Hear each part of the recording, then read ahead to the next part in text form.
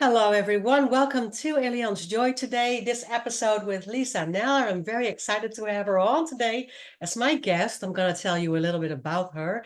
And welcome, of course, to Win-Win Women to our platform.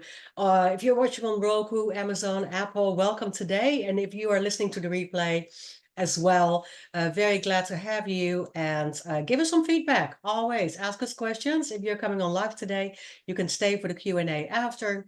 And I'm going to introduce Lisa, my amazing guest today. I'm glad she's here. Lisa is a certified insight and reinvention life coach who is passionate about helping women in the second half of life to find their identity, to find their purpose, and truly thrive.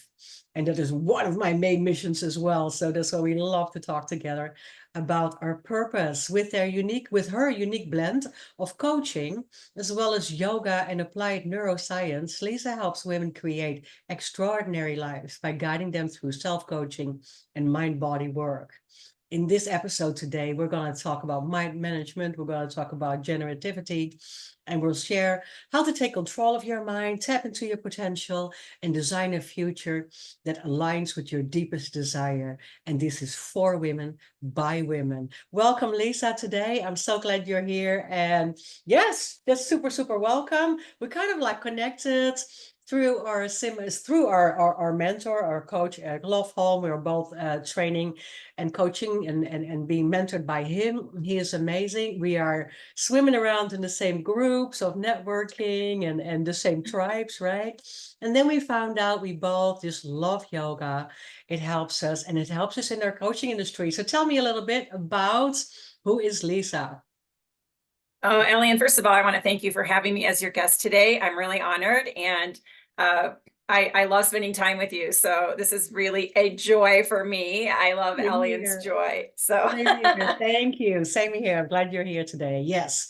Tell me a little bit yeah, about yourself. yeah. Oh, okay. So let's see, where do I start? I'll start in my young adult. I have a degree in speech communications from Southern Illinois University. After I graduated, my husband was out here in Arizona, so I followed him. He was going to school back then, and that was in the early 80s. We got married eventually in 86 and had 2 children, and I decided to become a stay-at-home mom. I had this fun career in advertising, and then I gave it up to be home with my kids. And then I stayed home for 28 years, which is a very, very long time. Yes. Yes. I think my husband was kind of like, when are you going to go back to work? Yeah. And during that time, I was teaching yoga. So in 2001, I started practicing. I was in my early 40s. And then in 2003, I started teaching. So by the time I was 59, I had not been in the corporate world for a very long time. And I actually got a job at Grand Canyon University, and I was working as an enrollment counselor there. Yeah. And one of the benefits of being an employee there was to go to school. So I'd already had this bachelor's degree. I didn't need one of those. So I was looking at graduate programs. I didn't want an MBA. So I ended up taking this graduate certificate of completion in life coaching. Yes. Which Yes, I read gave that. me this beautiful academic background on coaching. It was like, oh, this thing is really a bona fide profession. Yeah. It has been around for a long time. It's been researched. It's a scientific practice. There are methods that actually work. Yeah. And a lot of coaches don't get that. Like, they get a lot of training, but they don't get the fact that this is a very like bona fide profession with Yes. backed by research. Yeah. So that's where I started my coaching profession. And I continued to work in enrollment for a while, and then I quit about a year ago. So my passion really is to help women like you, just help women live a better life and think better and try better. Yes. And really find a purpose, right? Because I work with the same age group, I should say, right? I call us active agers because we can't say we're old.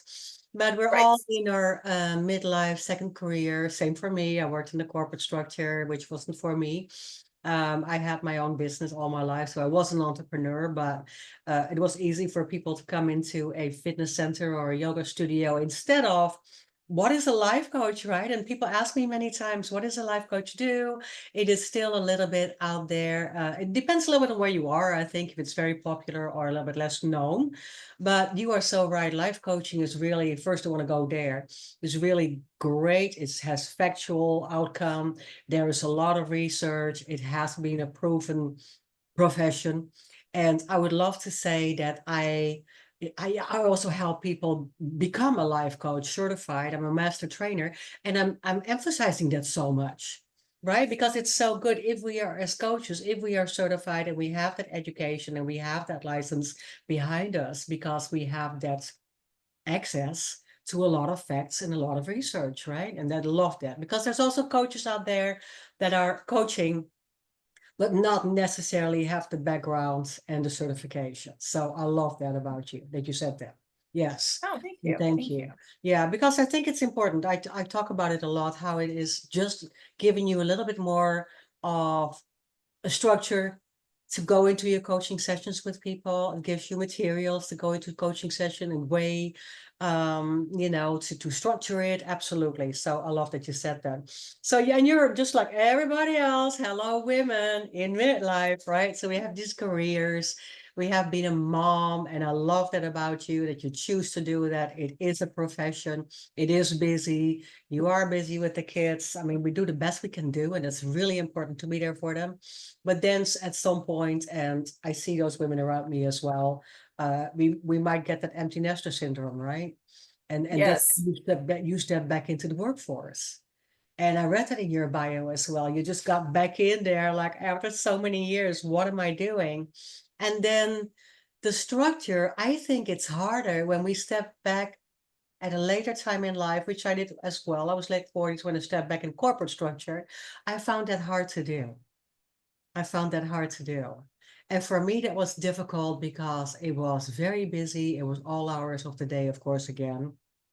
I don't have anything against 40 hours, but I am more of the entrepreneur. I like to work 60 hours, but then in my own time. Was that a little bit for Yeah. you to say? Was the transition a little bit the same? Is that the Yeah, the question? transition, and then after corporate life, just structuring it so you can make your own hours and you can be your own boss. Yeah, it was challenging, because I wasn't, you're used to working 9 to 5 or whatever the Yeah, hours are, and it's all structured, and then you're on your own, and you're like, how do I manage this time? How do I manage? It isn't even managing time; it's managing energy, which I learned. And right when I quit my job and started coaching full time, I took this course by Michael Neal called "Get Shit Done," yeah. Wow. I love it. and I Yeah. was like, Yeah. okay, I'm ready. Yeah. Yeah. Yeah. Yeah. Yeah. Yeah, so managing your time and managing your energy and becoming an entrepreneur is a whole different thing than coaching, right? Like that Yes. coaching in itself is one thing, Yeah. but then being the entrepreneur is a whole other ball game and Yeah. a set of skills that we have to Yes. learn. Yes, it's absolutely the whole part of the business, right? Coaching is on the bench talking to somebody that you've done already all your life. So that's why I am here, because yes, we did that and we want to help people and want to be out there.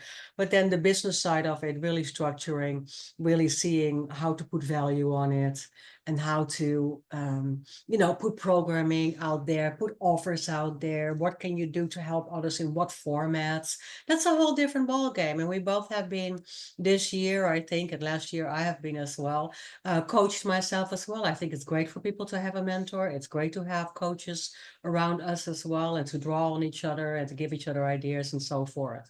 There's a lot of networking going on in our circles. Yes, yes. Absolutely, yes. But it's definitely about the business and learning and how to be that entrepreneur again. Yeah, yeah, Yeah, and you have to have a really soft ego because you have to remember that there's so much to learn and we just have to keep learning. We just have to keep growing and expanding. There's no stop to it. yeah, But that's the exciting part for me, yes. and I'm sure for you too. Yes, I absolutely think that. I mean, I believe that I'm a serial learner, right, all my life, and that is growth for me. That is self mastery, self development. I'm in that. I was always in that or interested in that. It had to do with fitness and yoga and wellness side as well, of well being. You found that in yoga as well, right? And there's constant growth. It's the same as a yoga class. There is no perfect touch your toes and pose. It is not. It's about a journey down and of what it does for you, right? Tell me a Yes. little bit about how you started that, because I know you've been teaching yoga as well, and you rolled into it as an end of the journey mom there. The kids were gone and you became a yoga instructor. And what has it done for you? Well, actually, my kids were still fairly young when I started teaching yoga. So that was back in 2003. And it's just like anything else. You start something, you try something, and then you love it so much that you have to share it with other people. Yeah. And that's what happened to me. But interestingly, I'm seeing these elk out in my backyard right now. It's so funny. They're babies. Anyway, I What got are they? distracted. What are I they? I yesterday I did a video on how I became a life coach. And what I say, and this is very different from most coaches, is that yoga was my first coach. Yeah. So in my 40s, I started learning and growing through yoga, transforming, and all the things I learned, how to have more peace, how to have less anxiety, how to breathe, um, knowing that the goal of yoga is to direct and focus mental activity. And we work so much on that, right? That our consciousness starts to expand, and you love it so much. It's like a drug, right? It's like, oh, I learned this thing in yoga today. I can't wait till the next class and to Yeah. see what I'm going to learn next, Yeah. Yes. And then I enjoyed sharing that as you do. Yeah. I enjoyed taking what I was learning from my teachers who were also evolving and expanding, Yeah. Yeah. and then learning from them, and then taking that and passing that on. Yes. Oh, it's so wonderful. I'm so glad you said that it's the whole mind, body, spirit experience, right? Yoga is not just stretching and the flexibility, or as I see many times, I can't do that, so I won't do it. It is the whole package. It does so much for you when it comes to being mindful, when it comes to stepping into awareness, when it comes to just stepping in knowing and getting to know your body and what you feel and where you feel it and what you need to work on. And just like you said, learning to breathe is a big one, learning to meditate. And yeah, again, being into that mindfulness moment. I love that so much about it. So I'm Yeah. glad you did. And I'm glad you said if you love it, you want to share it, because that's big. And absolutely, we do. We do. So Yeah. I think as coaches, every time we have something new, we kind of like right away step into that and want to share it and get excited about it. Also in coaching or in teaching. So I love that. I love that. What does it Yeah. do for you when it comes to, your physical health, your overall health? Because I know you've been through some physical challenges lately. Can you pick up yoga again, and can you use that again to heal your body as well? Yeah, I think one of the things that yoga has done for me, as well as everybody else, is increase your awareness of your body. And at any given time, you tend to feel things differently. You notice things that are going on in your body because you're so in tune with it. And I remember reading this article in Yoga Journal years ago, probably 20 years ago, about how yoga changes with each decade. Yeah, In the 20s, we're doing hot yoga and yeah, power yoga and all that. And then we're shifting and changing as we age. Our bodies don't do the same things anymore, yeah, although we can still be very strong and flexible, yeah, right? And yes, then the mind piece of it is kind of like, learning acceptance and, expansion and contraction and all that kind of thing. So you ask if I am starting yoga again. Yes, I had surgery 6 weeks ago. I had a hysterectomy, and I felt very vulnerable for the first 4 weeks. Now I'm starting to get my strength back. And for a client yesterday, was it the day before yesterday, I did a 15-minute yoga session on Marco Polo for her. So, because she had wanted some guidance in doing some yoga, right? So yeah, I did 15 minutes of yoga, and then the next day I was kind of sore. yeah, yeah, yeah, yeah, yeah, yeah, So I yeah, thought, oh, I'm so glad I only did 15 minutes, yeah, and now I can do, 15 to 20. And what's happened since the surgery, which is very strange, is I have developed some pain right here in my wrist. yeah, Well, that has prevented me from really enjoying down dog. yeah, So, yeah, and plank pose, right? So I'm having to modify. yeah, So as a teacher, as a student, there are there are things you can do to modify your postures, Hmm. and you go with what you have and what you know. Yeah. Yeah, I'm glad you said that too, because it's as well, we can always try it again and pick it back up for as a healing, as our first healing journey, right? To step back into our body. It's fun because in our 20s, indeed, we could do, stand on your head. And now to stand on my head is absolutely out of the question. So it's indeed within decades. I started also in my 90s, and it was just constantly everything in hot yoga. But now just a lot more awareness, pain points, a little onset of osteoarthritis, which I also have, OA. So I can really feel that in my hip and my knees. I have to be very aware of my alignments. But I love it so much because what I learned to accept the mind part of it, and I kind of don't accept getting older. I don't accept it. So I don't want to use the old word, right? Because that's not fair. But when it comes to Yeah. knowing what our bodies can do and kind of being in that awareness of it, it is sometimes frustrating, but when you get to accept it, it's really fun for me to break it down to where it becomes, the simple pose and what is, the functional outcome here. What are the benefits here of this pose? What can we do with it that makes it good for us? And that is so nice. Now we're coming in our 50s and 60s, and a lot of people that are watching are with me here. We're just making it way more functional. What can we do towards those movements that we do every day that is still somewhat yoga based, right?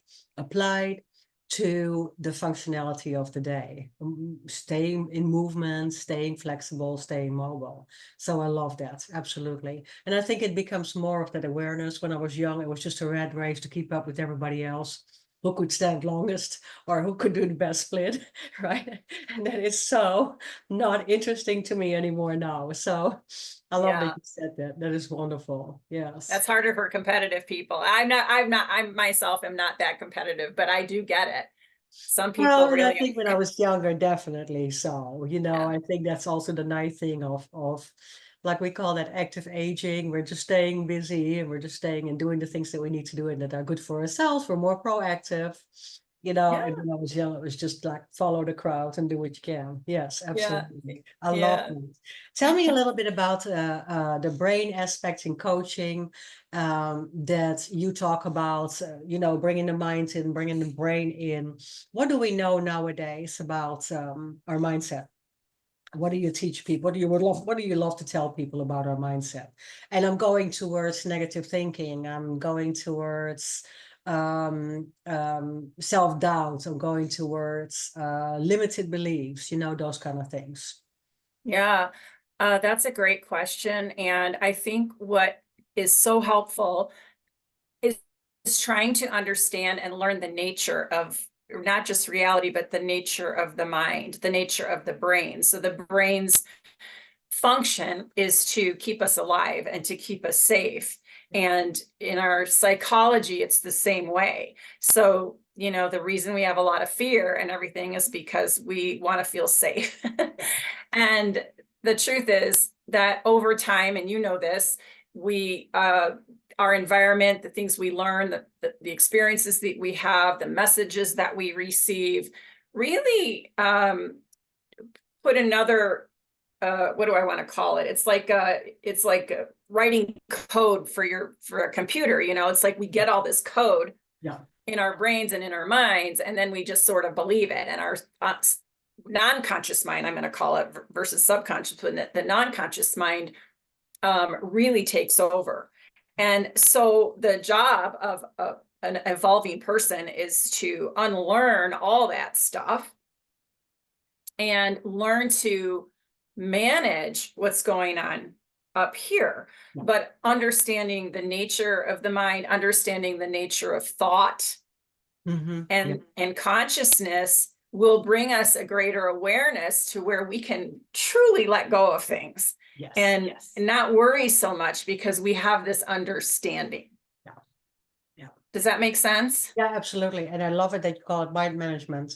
When you call it mind management, it's like we got this file cabinet of the things that we have downloaded that are coming all the way from our childhood or upbringing, the things that we thought we needed to do, or we needed to bring, or we needed to learn, or that we needed to keep.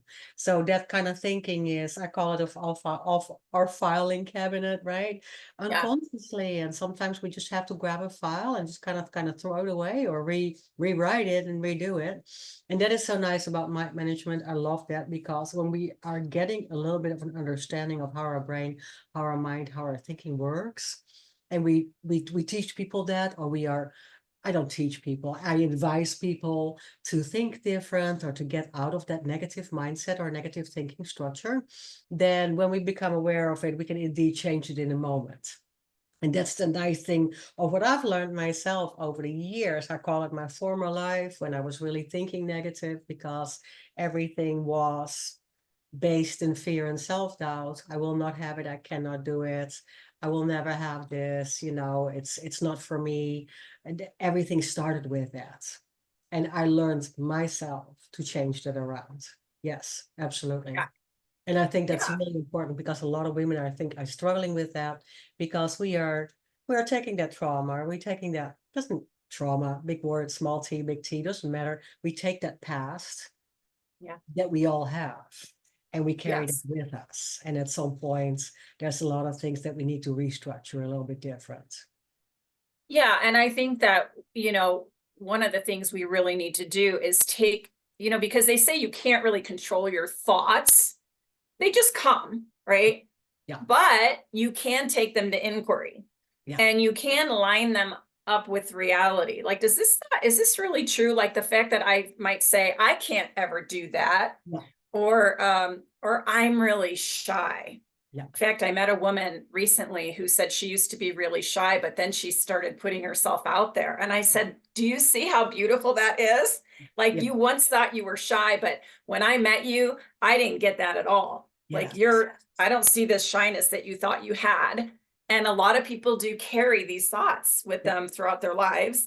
yeah. And that sort of then leads them to whatever, Yeah, all sorts of self-belief systems, right? I have never been able to do this, or that's not me, or I can't speak in public, or yes, just like you said, I can't go out, I can't do these things, I've never been able to.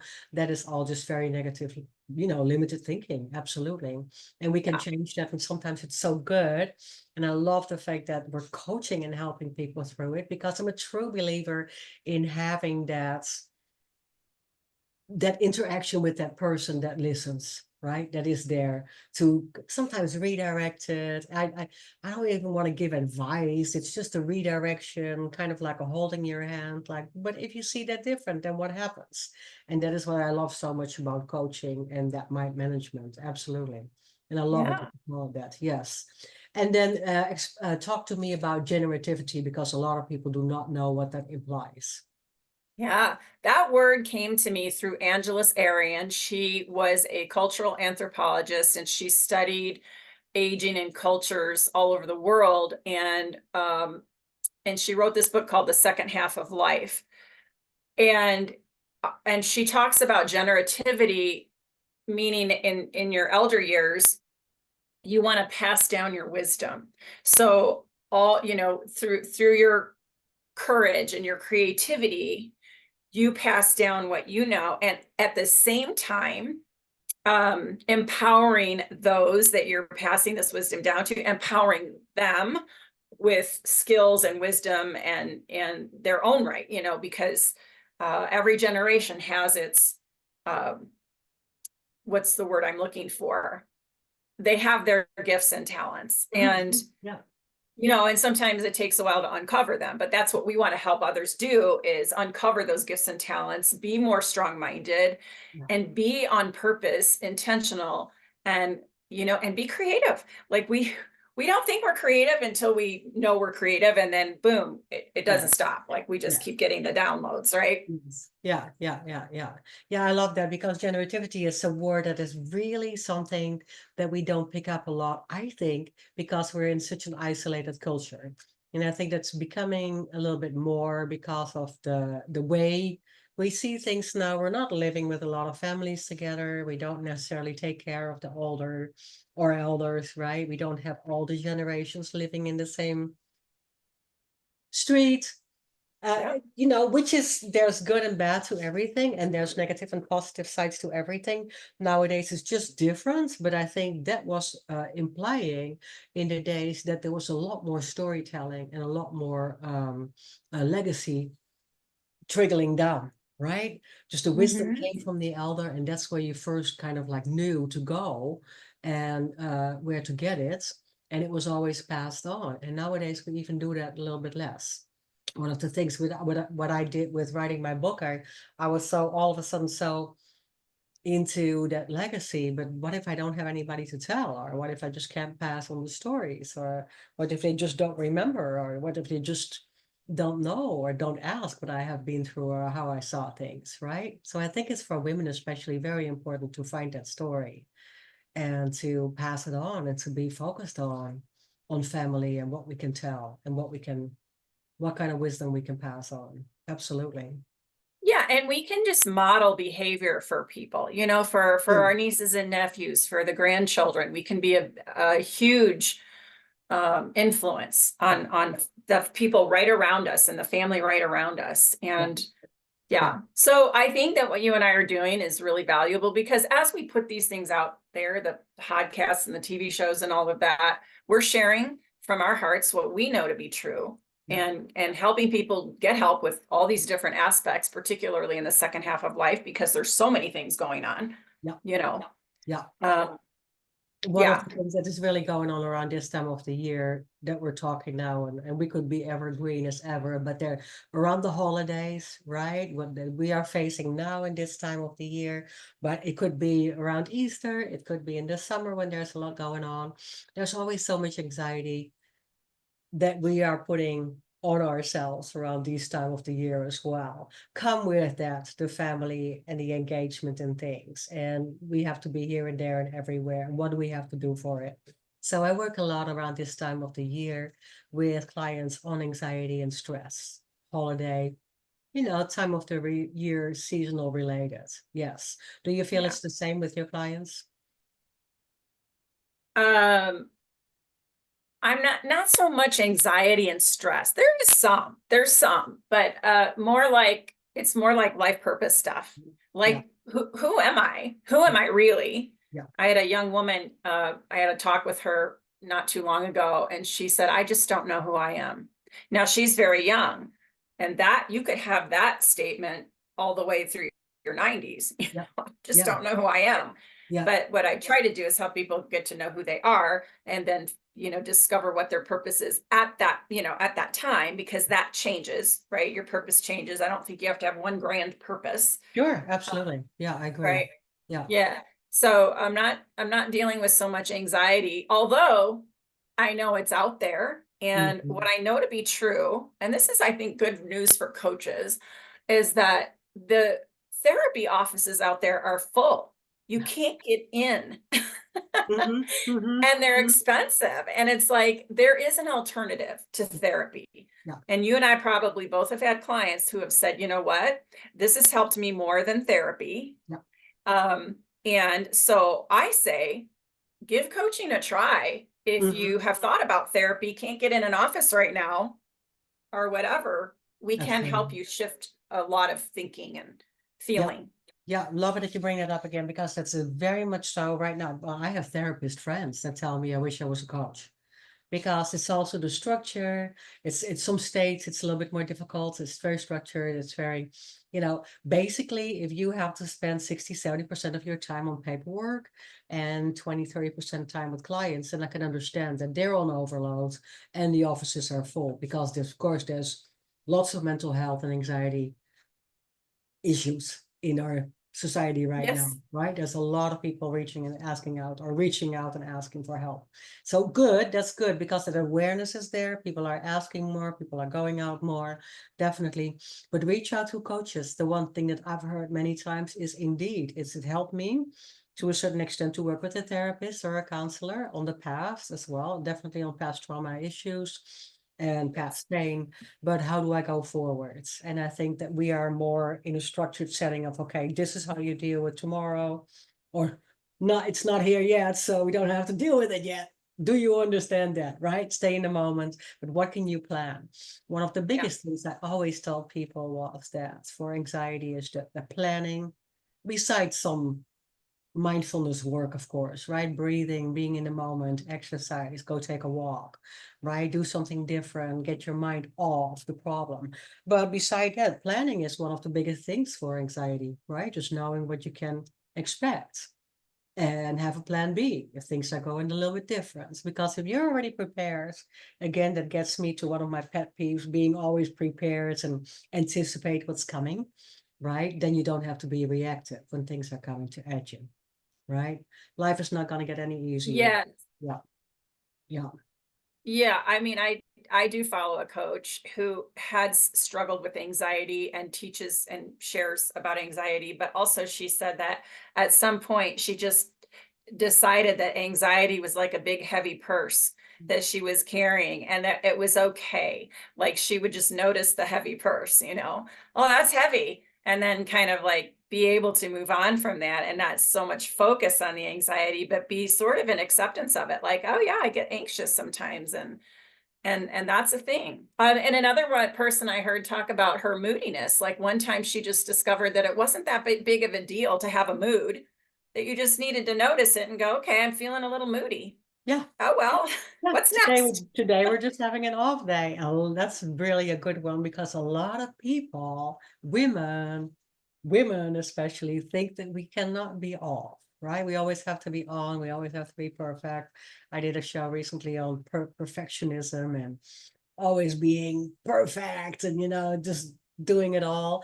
I think that's one of the things that we are suffering with, definitely as women in general, that we just want to show up and everything has to be perfect. And we can just call it a day. Just like you said, it's very good to be aware of the fact that we're having a day that isn't off. Yes, yes, Yes. And just be nice to yes. yourself as a consequence of it. Yes, absolutely. Yeah, I Yeah. love it. Yes.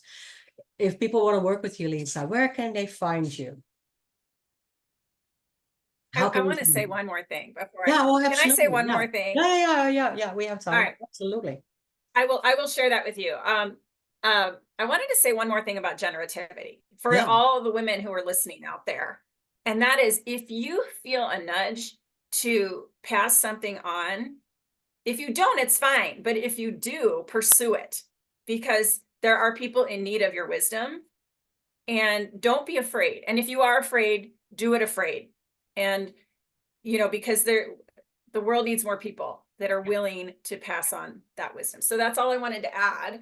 I'm glad you brought Do you that want to up. say We anything can about go that on. before? Yeah, Yeah, no, I yeah. mean, I love this that you said that because that brings me to the question. We're not in a hurry at all. That brings me to a question. Why do you think that people, well, I can relate to myself, bring it back to why did I feel a fear to share? Is that maybe I thought as a woman that, well, it was exaggerated. I didn't need to share the wisdom or the things that I had learned because fear of judgment, what other people are going to think. Mhm. I think that's really big with women, that's the reason why they don't share everything that they have learned. And I think another thing is that we just always think that people already know what we have learned, Yeah, right? And I yeah, think that's a big yeah. one in that generativity, in that thinking ahead and helping others. What stops us is sometimes thinking that, yeah, well, why would I do that? I think everybody already knows, or this is already out there, or why should I say that? Who am I to bring that up? That kind of like, um, it's a little bit timid and it's a little bit in the background, and we're just fear of going out there and being judged for it, I think. A lot. Well, the truth of it is that there are people who will judge you, judge us.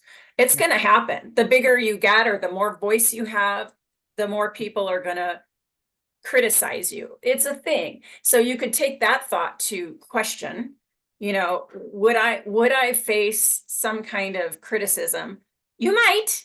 You Yeah. might. Yeah. But do it anyway Do it because anyway. it's that important. Yes. And Yeah? because it makes you feel better, ultimately. When I do Yes. and I step into action and I take the courage and I do it anyway, I feel better. Absolutely. Yeah. Yes. I Yeah. feel better about myself and I get unexpectedly, and this is funny, when you don't expect it, you get a lot of compliments or a lot of kudos from different people that say you helped me so much with that.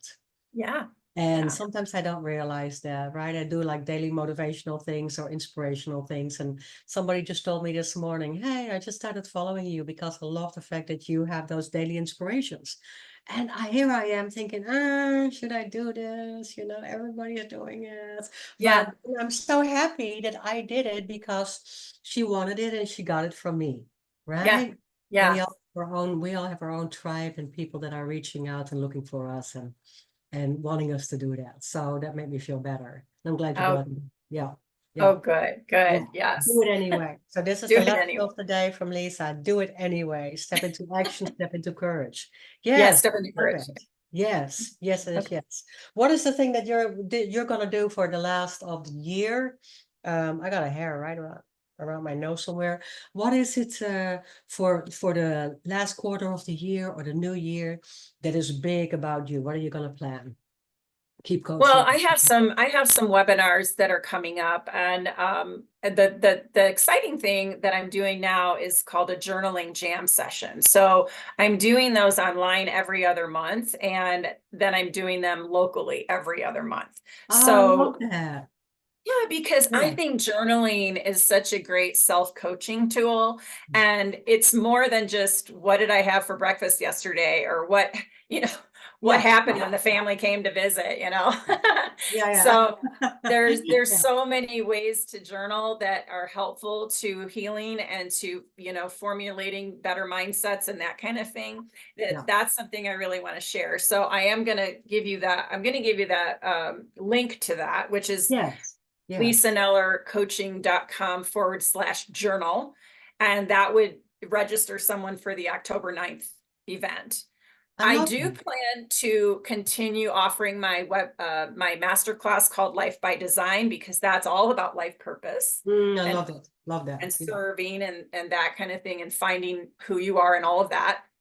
And then one thing I really want to focus on is love mastery through the art of being, because um, I feel like people, like, one little thing they could do in their relationships or their marriage, would really up level that relationship and the feeling that you have in your soul and spirit of who you are.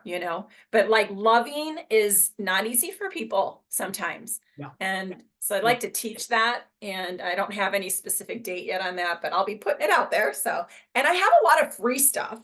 Yes, you do. So, Yes, yeah. you do. One I just So, pointed out, which I love because we're in the process of downsizing as empty nesters. That's not a good, empty nester is not a good word. We need to find a new word for that as well.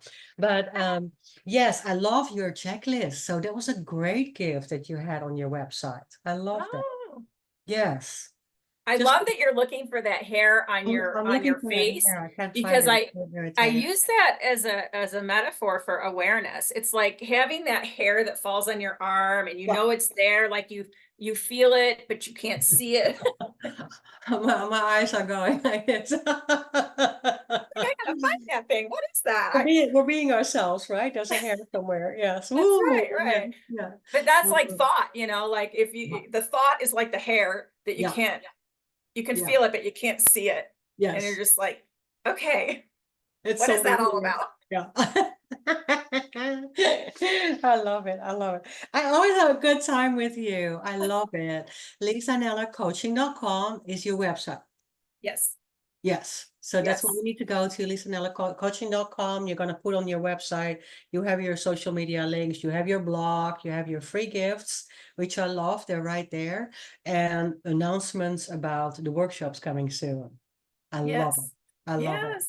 Thank you Thank so much you. for being on today. Your last Oh, word. Your last word.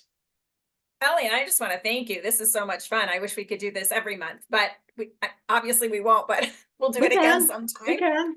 Yeah. We can. We can next year. We can make it a An two months annual, for let's one. do Yeah. that, because we'll have that power week where you're on my podcast and I'll Yes, come back. yes, yes. I love it. Yeah, we'll have to do Thanks that so again. I love it. thanks Yes. so much Thank for having you. me. This is a lot of fun. And yeah, I will stay in touch for sure. Absolutely. Have a wonderful, wonderful rest of your weekend. Thank you so much for being on Allianz Joy. Thank you, everybody who is watching or who is listening to the replay. Thank you. Give us some feedback. Find us, lisanellercoaching.com, and of course, elianhaan.net. Have a wonderful rest of the day. Make it amazing. Thank you. Bye-bye.